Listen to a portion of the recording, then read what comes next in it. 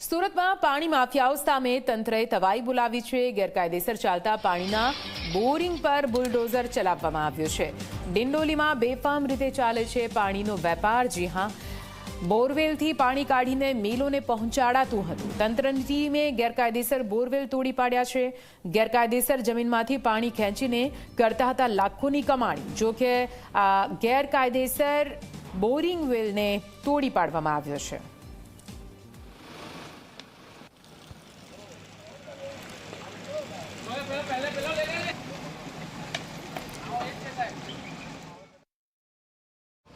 સુરત શહેરના ડિંડોલી વિસ્તારમાં મહાનગરપાલિકા જળ માફિયાઓની સામે કાર્યવાહી કરવા બુલડોઝર લઈને પહોંચી છે।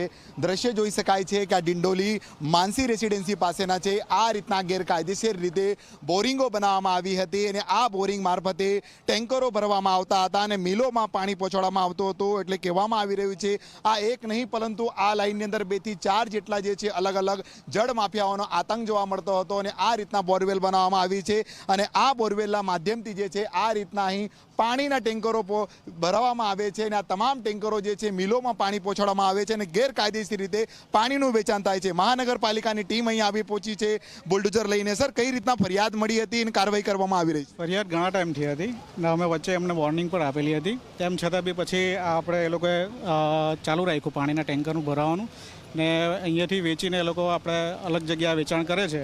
એટલે એ વસ્તુ આપણે ધ્યાને આવી ને અત્યારે અમે તાત્કાલિક બંધ કરાવવાની કામગીરી ચાલી રહેલી છે।